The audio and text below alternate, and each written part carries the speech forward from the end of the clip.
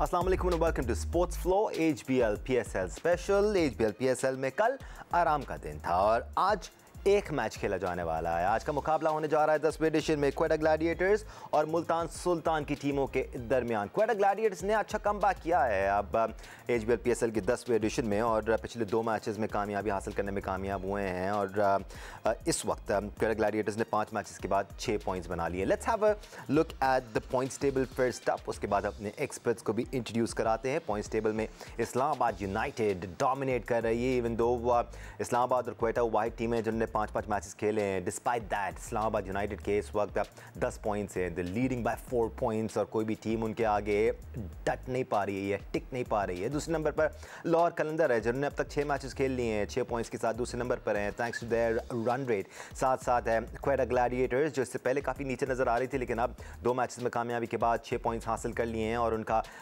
Net run rate भी improve हो गया है। चौथे नंबर पर अब तक ये वो 4 टीमें हैं जो क्वालिफाई कर सकती हैं unless Peshawar Zalmi ups it's game और वो चैलेंज कर सकें कराची किंग्स और क्वेटा ग्लैडिएटर्स की टीमों को।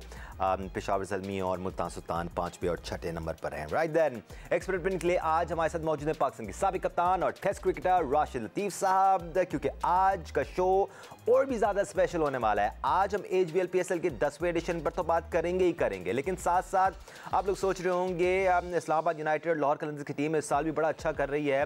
मुल्तान सुल्तान की टीम जो कि पिछले 5-6 सालों में बड़ा ज़बरदस्त परफॉर्म करती आ रही थी, डोमिनेट करती आ रही थी, फाइनल्स खेल रही थी, इस बार क्या हो गया है?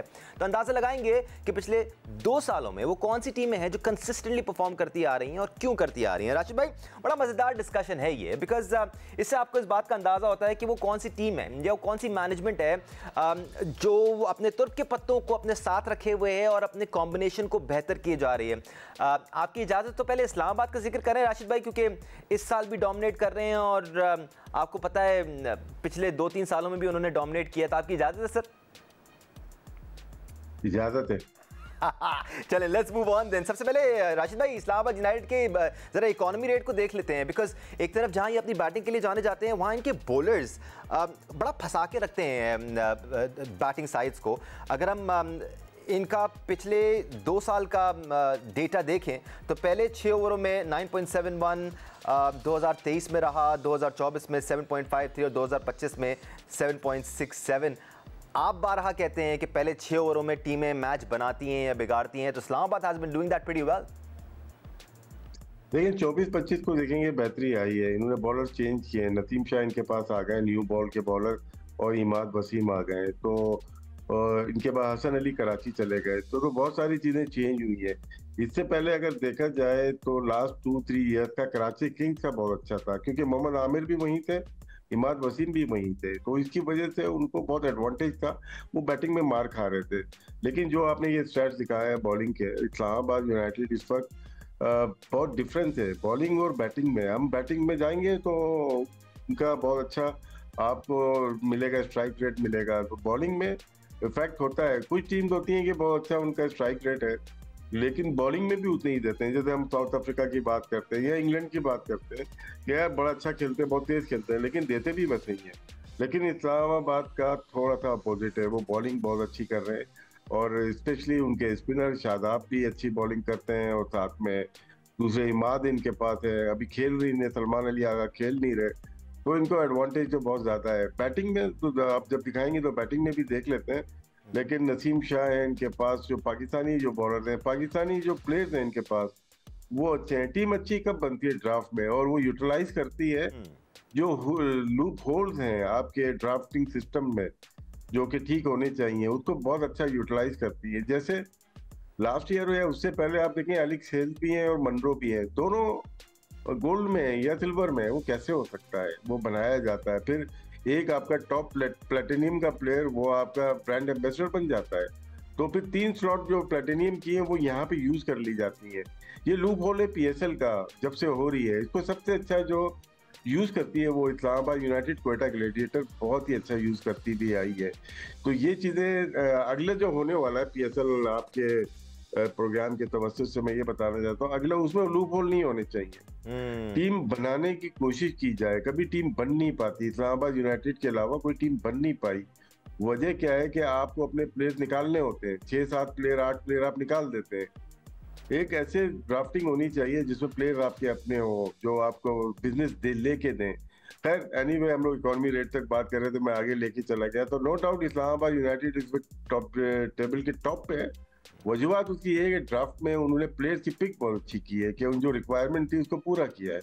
और रिक्वायरमेंट का अंदाजा इस्लामाबाद यूनाइटेड की टीम लगाती आई है डेटा का मवाजना करके। जैसे आप पॉइंट आउट कर रहे थे राशिद भाई कि 2023 से बेहतर परफॉर्मेंस पहले 6 ओवर में 2024 में नजर आई, 2025 में और ज्यादा बेहतर नजर आ रही है। उसी तरह 7 से 16 ओवर का जो पीरियड होता है, जो आप हमेशा कहते हैं बहुत इंपॉर्टेंट होता है, पावर प्ले तो इंपॉर्टेंट होता ही है, लेकिन 7 से 16 ओवर के बीच में टीमें या तो मैच हार बैठती हैं या फिर पोजीशन स्ट्रांग कर लेती हैं। 2024 में एक चीज से आपको डिसएग्री करूंगा, मैं माजरत चाहता हूँ। डेटा की जो बात कर रहे हैं, देखें इस्लामाबाद यूनाइटेड डेटा इस्तेमाल करती है, कोई डेटा स्पेशलिस्ट प्रोड्यूस किया उन्होंने? सवाल है मेरा। बिल्कुल नहीं किया ना। इनका जो डेटा मैं काम करता हूँ वो तो पाकिस्तान टीम के साथ है, हसन चीमा। तो वहां पाकिस्तान की बुरी हालत क्यों है? मतलब सवाल है ना, सिलेक्शन में क्यों बुरी हालत है? नियत कहा जाता है, क्योंकि इनके जो ओनर हैं वो इंटरफेरेंस नहीं करते होंगे टीम की सिलेक्शन में, जिसकी वजह से टीम बेहतर बनती है। ये कहीं डेटा ना भी हो, अगर आप अपनी मैनेजमेंट को अलाउ कर, ये थोड़ी देर हटा दीजिएगा इस्लामाबाद यूनाइटेड का। जो जब आप अपनी टीम को अलाउ करते हैं कि अपनी मर्जी से टीम बनाए, तो वहां पे बेहतरी आती है। जहाँ पे आपका सेट, यहाँ पे सेट सिस्टम है ना, यहाँ तो ओनरशिप तो है नहीं। सेट जब आपका इन्फ्लुएंस करता है तो वहाँ की टीम अच्छी नहीं बनती।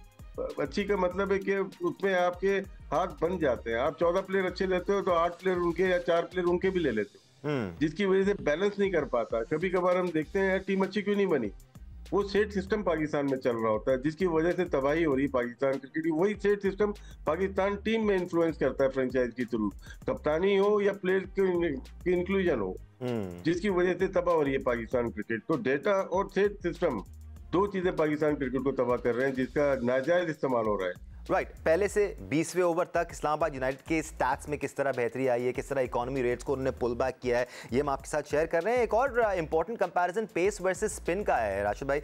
अगर हम पेसर्स को देखें तो इकोनॉमी रेट में कोई इतना ज़्यादा फर्क नहीं आया है, लेकिन जो आप इंडिकेट कर रहे थे स्पिनर्स ने यकीनी तौर पर डिफरेंस क्रिएट किया। आप देखें काफ़ी हद तक पुल बैक कर लिया है, 6.7 की औसत से उनके स्पिनर्स अब बॉलिंग कर रहे हैं, विच इज़ एक्सट्रीमली इंप्रेसिव अगर T20 की बात करें तो।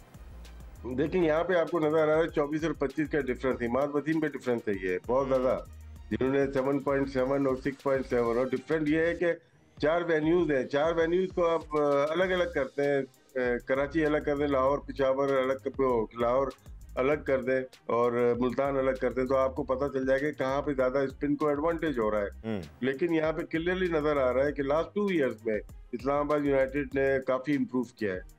एब्सोल्युटली, और इम्प्रूवमेंट हमें बैटर्स में भी नज़र आ रही है।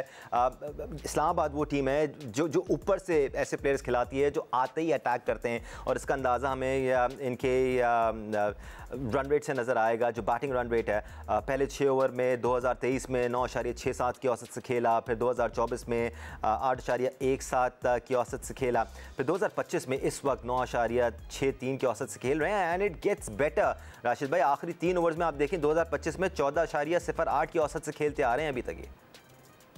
देखिए 2023 और उससे पहले इनको थोड़ा प्रॉब्लम आई थी, उनके डेथ ओवर में लास्ट 4 ओवर में बहुत मार खाते थे, और जितने रन देते थे उससे ज्यादा, वो जितने रन ये बनाते थे उससे ज्यादा देते थे। लास्ट 3-4 ईयर इनका बड़ा खतरनाक रहा है, इसलिए 23 में आप देखें 12.9। और ये इसमें मेंशन करती है बॉलिंग है या बैटिंग है, ये बॉलिंग की अगर बात कर रहे हैं आप जी, तो ये बैटिंग पे आ गए राशिद भाई, बैटिंग पे आ गए। 12.9 किया है इन्होंने। और यहाँ पे देखिए 24 में अगर हम देखते हैं लास्ट ओवर्स में 9.8 है, और 25 में देखें इनका 9.6 है, पावर प्ले में 8.6 है, और 14 है इनका लास्ट में। तो यहाँ पे इम्प्रूवमेंट नजर आ रही है आपको। अगर ओवरऑल देखते हैं 2023, 24, 25 में 25 इनका बहुत अच्छा जा रहा है। हालांकि ये लास्ट ईयर भी जीते हुए, लेकिन इस साल ज्यादा बेहतर खेल रहे हैं क्योंकि दूसरी टीम और वीक हुई है। इस्लामाबाद यूनाइटेड भी वीक हुई है, ऐसा नहीं है, लेकिन इनकी टीम रिक्वायरमेंट पे पूरा उतर रही है क्योंकि इनके बेंच पे प्लेयर स्ट्रेंथ अच्छी है।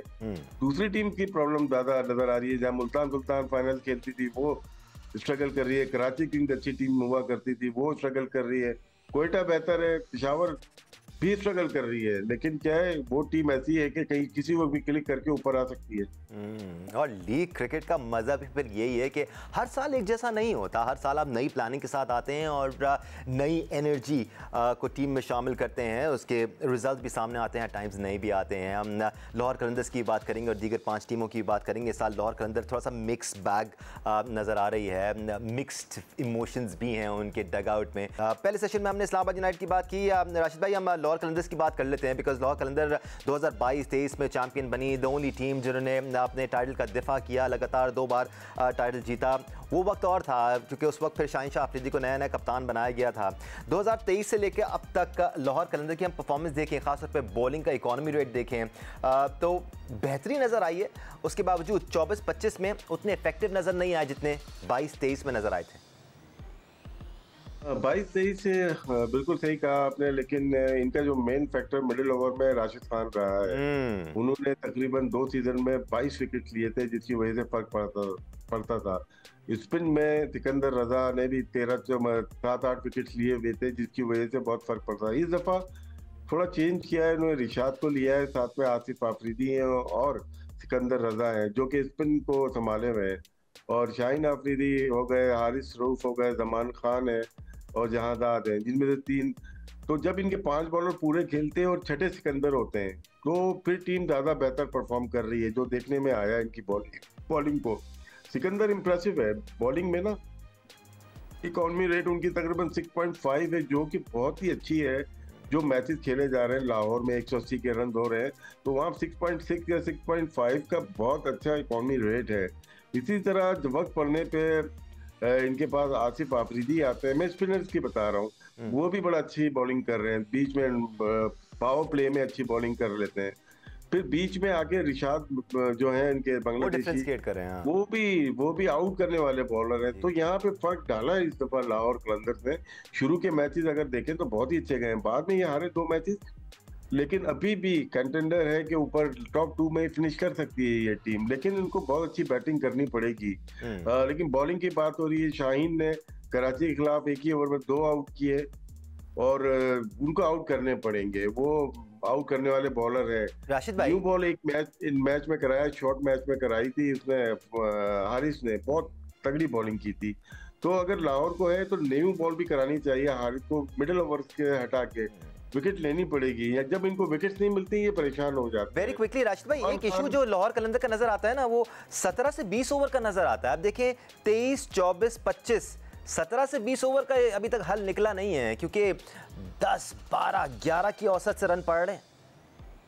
जी, यही इनका इशू है कि यहाँ पे बहुत मार खा रहे हैं। चाहे ये लास्ट ईयर भी हो गए, तो उससे पहले भी हुआ था कि ये डेथ ओवर में बहुत अच्छी बॉलिंग नहीं कर रहे, और यही लेके पाकिस्तान टीम में भी गए थे। हारिस हो या शाहीन हो, इनको जाहिर सी बात है एक एज हो जाती है। इनका 9वां सीजन है शायद शाहीन का, और 7वां या 8वां सीजन है हारिस का। तो हर दफा प्लेयर्स की जो डेथ ओवर है उसको चेंज किया जाता है। जब ये 2 साल जीते हैं तो नोट कीजिएगा, उसमें जमान खान ने डेथ ओवर में ज्यादातर बॉलिंग की है और वो बहुत सक्सेसफुल रहे थे। तो यहाँ पे राहुल कलंदर को इस प्रॉब्लम को रेक्टिफाई करना पड़ेगा। जिस तरह हम बात करते हैं इस्लामाबाद यूनाइटेड की, कि उनको पता है कि उनकी क्या जरूरत है, वहां पे चेंज लेके आते हैं। इमाद वसीम का चेंज किया, नसीम शाह का चेंज किया, लेके आए और टीम को सक्सेस मिली। तो इसी तरह लाहौर के अंदर को डेथ ओवर में चेंज करना पड़ेगा। एब्सोल्युटली, स्वॉट एनालिसिस करना बहुत ज़रूरी है। इस बात का अंदाज़ा लगाना ज़रूरी है कि आपकी स्ट्रेंथ्स क्या हैं, वीकनेसेस क्या हैं। स्ट्रेंथ्स पर कैपिटलाइज करना है, वीकनेसेस पर काम करना है। इसी तरह इनके बैटिंग रेट पर आ जाते हैं लाहौर कलंदर्स के पहले 6 ओवर राशिद भाई, 23, 24 या 25, पहले 6 ओवर मज़े के नहीं रहे हैं और सरप्राइजिंग है, बिकॉज ऊपर से फायर पावर तो है इनके पास। इनका बहुत कम हुआ है कि पावर प्ले बहुत अच्छा रहा। और फखर तमाम नॉर्मल क्रिकेट खेलते हैं, लोग ये समझते हैं कि फखर बहुत मारते हैं। फखर हमेशा 6 ओवर की बाद जब निकलते हैं, शुरू के 2 मैचेस आप उठा के देख ले, फखर जब 6 ओवर से बाहर निकले तो उनके 7वां, 8वां, 9वां ओवर बहुत डेंजरस होता है, वो किसी को भी मार सकते हैं। तो फखर बहुत इंपॉर्टेंट रहा है और रहेगा लाहौर कलंदर्स के लिए। बाकी जो है अब्दुल्ला शफीक हो गए या दूसरे प्लेयर्स हो गए, नॉर्मल क्रिकेट खेलते हैं, 2-3 अच्छी शॉट मार के 2-3 डॉट खेल जाते हैं। लेकिन मिचेल से इनको बड़ा फर्क पड़ा, मिडिल ओवर में बड़ा फर्क पड़ गया इनको।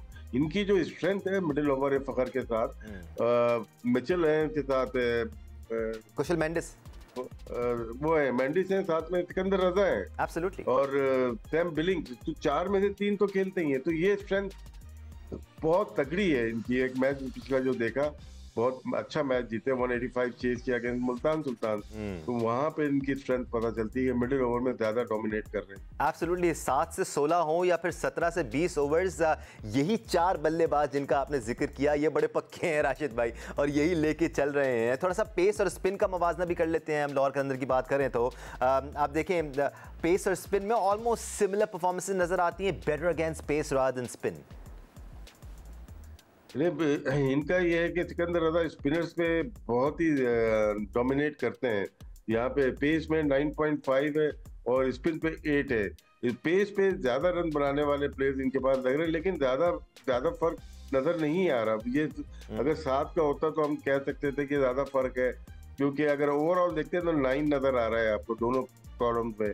तो 8.8 है इनका स्पिन में इस साल, और इम्प्रूव्ड है लास्ट टाइम से। शायद सिकंदर रजा और मिचेल, डेरल मिचेल बहुत ही अच्छा खेलते हैं स्पिनर्स पे। अगर मैंडिस खेल रहे हैं तो वो भी स्पिनर्स पे अच्छा खेलते हैं। तो इस बार जो चेंज है मिडिल ओवर की बहुत ही अच्छी है लाहौर कलंदर की, और सिकंदर रजा बॉलिंग हो या बैटिंग हो दोनों में डोमिनेट कर रहे हैं। अभी तक जितनी भी टीमों की हमने बात की, वैसे 2 ही टीमों की बात की, इस्लामाबाद और लाहौर, किसी ना किसी लेवल पे एक कंसिस्टेंसी या एक प्रोग्रेशन नजर आई है। बट जब हम कराची किंग्स की बात करते हैं तो बड़ी अनसर्टनिटी है राशिद भाई, और ये स्टैट्स में भी नजर आती है। आप देखें 2023 हो, 24 हो या 25 हो, पहले अगर हम बॉलिंग इकोनॉमी की बात कर लें तो 2023 में कम था, 2024 में बढ़ा, 2025 में अभी भी कम ही है, लेकिन परफॉर्मेंस उतनी बेहतर नहीं हो रही है। शायद बैटिंग लाइनअप उस तरह से सपोर्ट नहीं कर रही है। ये आप 23 का दिखा रहे हैं, इसमें इमाद भी इनके पास था, आमिर भी इनके पास था, मीर हमजा भी इनके पास था, तो बहुत फर्क है। शाहिद महमूद भी थे इनके पास, और यहाँ पे नजर आ रहा है आपको 7.4 आमिर से फर्क पड़ता था। फिर उसके बाद बीच के ओवर में इमाद से फर्क पड़ता था। एक और बॉलर मैं भूल रहा हूँ उनके पास था।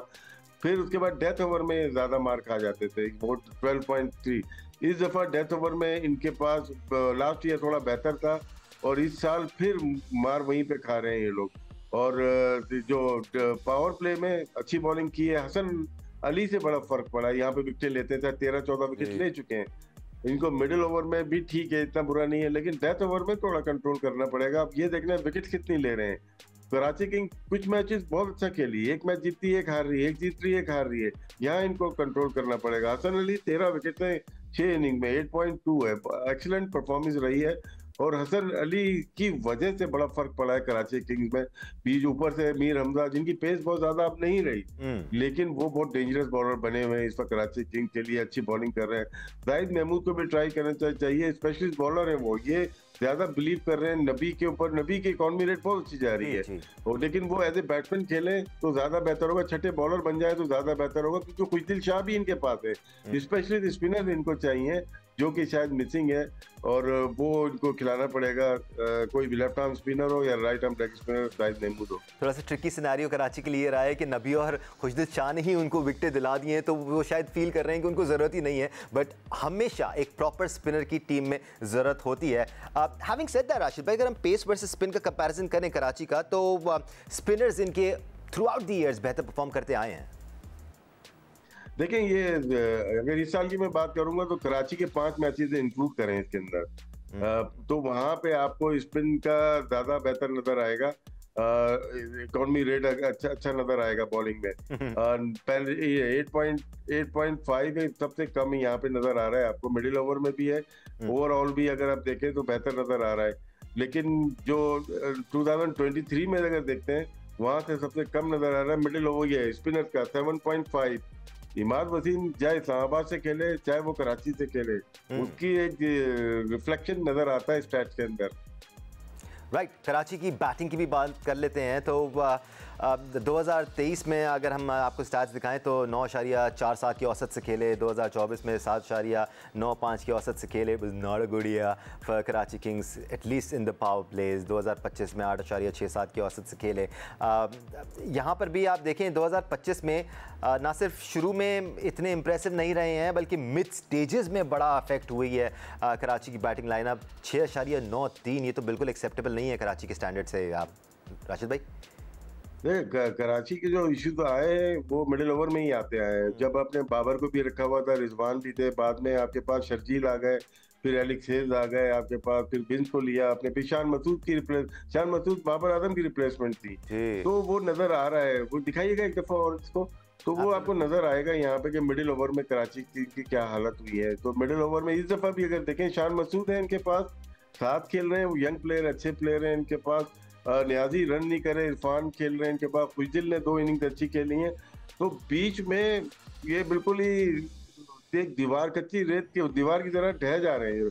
6.9 जीत नहीं सकते फिर आप। जी। ऊपर बहुत अच्छा है इनके पास, तीनों जो टॉप प्लेयर हैं वो उनमें से कोई रहेगा तो जीतेंगे। और नजर आया बिन्स ने 2 मैचेस में एफर्ट की और एक में वार्नर ने, तो साइफर्ट ने, जिसमें कि वो हार गए लोग। तो यहाँ पे कोशिश इनकी यही होनी चाहिए, मिडिल ओवर में करने की कोशिश करनी चाहिए।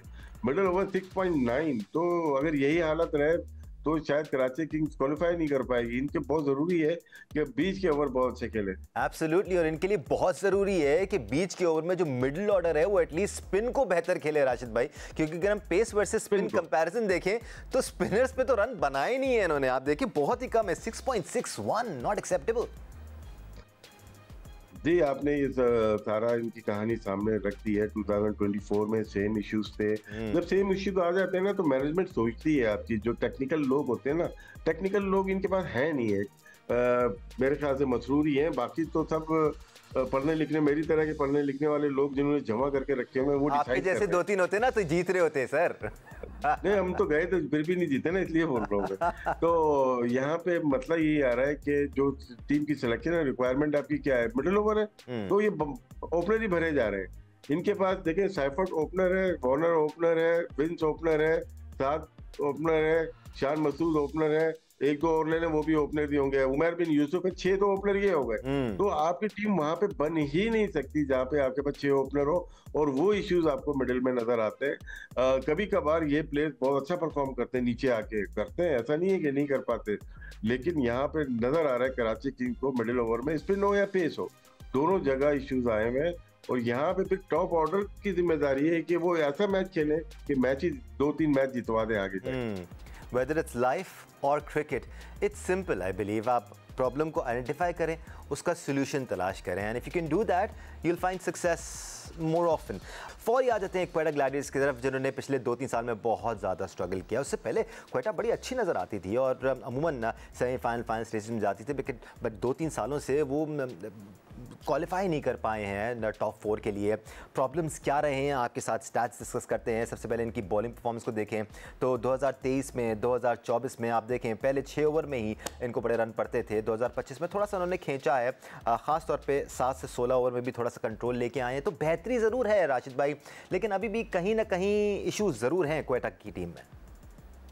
क्वेटा के इश्यूज रहे हैं पहले, इस दफा की टीम कदरे बेहतर है। हमने देखा सोल शकील ओपन कर रहे हैं, फिर एलन और इन्होंने थोड़ी मज़ाहमत की है, रन किए हैं अभी लास्ट मैच में, 30 सब नहीं किए हैं। चैपमैन का इंक्लूजन बहुत अच्छा है इनके पास, तो नजर आ रहा है कि ये टीम बेहतर कर सकती है, क्योंकि मिडिल में थोड़ी जान डाल दी है तो वहां पे फर्क डाला है। और देखें 2 मैच बैक टू बैक जीते हैं, मुश्किल मैच होते हैं जब आप अंडर प्रेशर होते हैं। लास्ट 4 पीएसएल में शायद ये प्लेज ऑफ में नहीं आए, और इस दफा अच्छा चांस है कि टॉप 2 में फिनिश कर दें। अगर आज का मैच मुल्तान सुल्तान से शायद है, अगर जीत जाते हैं तो 8 पॉइंट के साथ 6 मैचेस में ऊपर आ जाएंगे और अपना नेट रन रेट भी बेहतर कर लेंगे। तो इनके पास अच्छे प्लेयर मौजूद हैं, अबरार का बड़ा एडवांटेज है इनके पास, फिर अकील हुसैन भी है, अकील हुसैन नहीं, दूसरे जो एक और बॉलर इनके पास है बहुत अच्छे हैं। उस्मान तारिक के साथ थोड़ा वो हो गया, मिसहैप हो गया अभी उनका, शायद हाई परफॉर्मेंस सेंटर में एक्शन को चेक किया जा रहा है, शायद अवेलेबल हो। तो अगर इनको देखा जाए तो उन्होंने कोशिश की है कि बेहतर तरीके से अपनी बॉलिंग को बनाए। मोहम्मद आमिर इनके पास है जो कि विकेट लेने की सलाहियत रखते हैं, अच्छी तगड़ी बॉलिंग की कराची किंग के खिलाफ भी और मुल्तान और पिशावर दलमी के खिलाफ भी की। मोहम्मद वसीम जूनियर बहुत अच्छी बॉलिंग कर रहे हैं, फिर शायद इनके पास वो भी है, खुरम शहजाद ने शायद 2 बड़ी विकेट जबरदस्त बॉलिंग की पिछले मैच में। हाँ, तो इनके पास है, और इनको पिच अच्छी मिल गई थी लास्ट, अगर लाहौर में देखें थोड़ी सी ट्रिंजी ग्रास की पिच मिल गई थी जो उनके पेसर्स के लिए बहुत अच्छा है। तो फिर इनके बैट्समैन पिशावर ने कोशिश की हम अबरारी को कूद गए, तो फास्ट बॉलर पे प्रॉब्लम हो रही थी। वसीम जूनियर हो या फहीम अशरफ हो, ये थोड़ी सी पिच अगर मिल गई दोबारा लाहौर वाली वैसे ही, तो फिर आप देखिएगा बहुत अच्छा परफॉर्म करेंगे। थोड़ा सा लक भी इनके साथ साथ दे रही है कि इनके जो पिचेस मिली हैं वो इनकी बॉलिंग को बहुत ज्यादा सूट कर रही है। एब्सोल्युटली, हमारे एक्सपर्ट्स को अमूमन आपने या ये कहते हुए सुना होगा कि 7 से 16 ओवर का जो पीरियड होता है ना, बहुत ज़्यादा अहमियत का हामिल होता है और यही क्वेटा ग्लैडियर्स की टीम स्ट्रगल करती आ रही है। इनकी बैटिंग की बात कर लेते हैं राशिद भाई। आप देखेंगे जो 7 से 16 ओवर का पीरियड है वो तो बिल्कुल एक्सेप्टेबल नहीं है, बिकॉज 7.6 की औसत से इस साल खेलते आए हैं। पिछले साल 7.5 था, उससे पहले 7.8 था। That just doesn't cut it Rashid भाई। देखिए इनका अच्छी बात जो नजर आ रही है कोयटा की, जे जितने रन बना रहे हैं ना उससे कम दे रहे हैं ये लोग। अगर ज्यादा नहीं है 7.6 ना, जैसे आपने बात की मिडिल ओवर अच्छे हैं, तो फहीम अशरफ कहाँ रन दे रहा है, आउट भी कर रहा है, फिर वसीम जूनियर है, फिर अबरार है, सबको देखे मिला के 20 ओवर में तो 7.6 जो दिया हुआ है अपने यहाँ पे बैटिंग का इनका, तो फर्क बहुत ज्यादा पड़ रहा है। ये जितने बना रहे हैं उससे कम दे रहे हैं, जिसकी वजह से इनके विन रेशियो अच्छा बन गया है।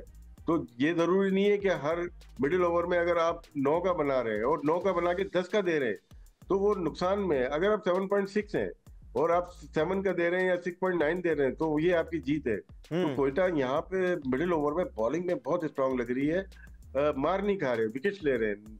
जो मैंने नाम लिए, फहीम अशरफ, मोहम्मद आमिर बीच में बॉलिंग नहीं करते, अबरार है इनके पास और साथ में मोहम्मद वसीम जूनियर है, तो इनकी बॉलिंग बहुत अच्छी है जिसकी वजह से सक्सेस मिल रही है कोयटा ग्लैडिएटर को। राइट देन, फौरी आ जाते हैं मुल्तान सुल्तान पर। और इस साल मुल्तान सुल्तान काफ़ी फीकी फीकी से नज़र आ रही है और इसका अंदाज़ा आपको ये स्टैट्स देख के भी होगा। Let's have the bowling stats for Multan Sultan. Rashid भाई, आई ओपनिंग स्टैट्स हैं मुल्तान सुल्तान के। पहले 6 ओवरों में 10.53 की औसत से रन कंसीड कर रहे हैं इनके बॉलर्स। मुल्तान ने बहुत बड़ी गलतियां की हैं, जानबूझ के की हैं या खुद ही ऑफलोड किया है प्लेयर। नेक्स्ट ईयर भी 3 प्लेयर रखने हैं। जब अगर आप फ्रेंचाइज को कंटिन्यू करेंगे 3 प्लेयर सिर्फ रख सकते हैं, आप बाकी सबको ऑफलोड करना पड़ेगा। वो कौन से प्लेयर्स होंगे? अब यहाँ पे हम देखते हैं शाहनवाज धानी को किसी ने पिक नहीं किया। वो मुल्तान सुल्तान की 2 फाइनल में पहुंचाने में उनका बहुत बड़ा किरदार था। उनकी 20 और 21 को 37 विकेट्स थी 2 PSL में। फिर अब्बास आफरीदी की तकरीबन 40 विकेट थी 2 PSL में। और इसी तरह खुशदिल शाह भी मिडिल और शुरू के ओवर्स में बड़े कामयाब बॉलर रहे हैं। तो ये फिर मोहम्मद अली को देखें, वो भी आउट करने वाले सारे बॉलर तो आपने ऑफलोड कर दिए। जब आप अपनी पूरी बॉलिंग को हटाते हैं तो फिर आप देखते हैं कि आपने लिया क्या है।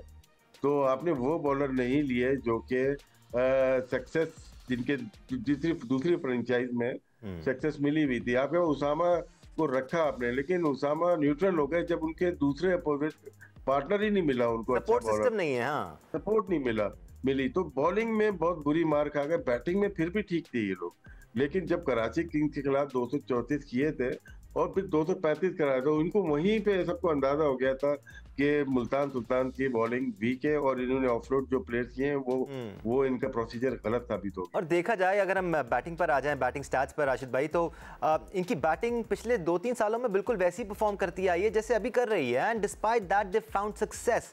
इस साल बॉलिंग लेट डाउन कर रही है। आप देखिए बैटिंग में आपको सिमिलर स्टैट्स नजर आएंगे। 2023 में 9.36, 2024 में पुल बैक हुआ था, लेकिन इस वक्त भी 9.78 की औसत से खेल रहे हैं पहले 6 ओवर में।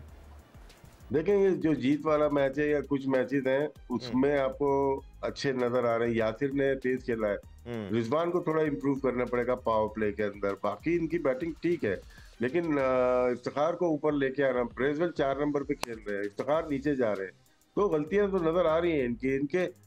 अगर हम बात करते हैं अगर 200 रन कर रहे हैं, 180 कर रहे हैं, तो आपके स्ट्राइक रेट तो अच्छा नजर आ रहा है। लेकिन हम बॉलिंग में आएंगे, आपने बॉलिंग में भी दे दिए, ज्यादा दे दिए। जो अभी हम बात कर रहे थे कोयटा की कि 7.6 अगर उनका है इकोनॉमी रेट और उनका बैटिंग का रेट मिडिल ओवर में, लेकिन बॉलिंग में 6.9 है, तो डिफरेंस आ गया 0.5 का। तो यही फर्क इनका है कि ये जब बना रहे दे ज्यादा रहे, जब दे ज्यादा रहे तो फिर आपकी जीत के इम्कान कम हो जाते हैं। एब्सोल्युटली, ये था मवाजना पाकिस्तान सुपर लीग में शामिल 6 टीमों का। और इस बार कौन सी टीम अच्छा परफॉर्म कर रही है, क्यों अच्छा कर रही है, राशिद अदील साहब ने अपने एक्सपर्ट ओपिनियन हमारे साथ शेयर किए। होपफुली आपने काफ़ी कुछ सीखा होगा और अब आप भी किसी डिस्कशन का हिस्सा बनेंगे तो आप बता सकते हैं यार ये टीम तो पिछले 2-3 साल से बड़ा अच्छा परफॉर्म करती आ रही है। राइट देन, आज 10वें एडिशन में मुकाबला होने जा रहा है क्वेटा ग्लैडिएटर्स और मुल्तान सुल्तान की टीमों का। क्वेटा ग्लैडिएटर्स आज का मैच भी जीत कर अपनी लीड में इजाफा करेगी या फिर मुल्तान सुल्तान थोड़ा सा चैलेंज पोस्ट करेगी दीगर टीमों के लिए। We'll find out. Enjoy the match. Thank you for watching. अल्लाह हाफिज़।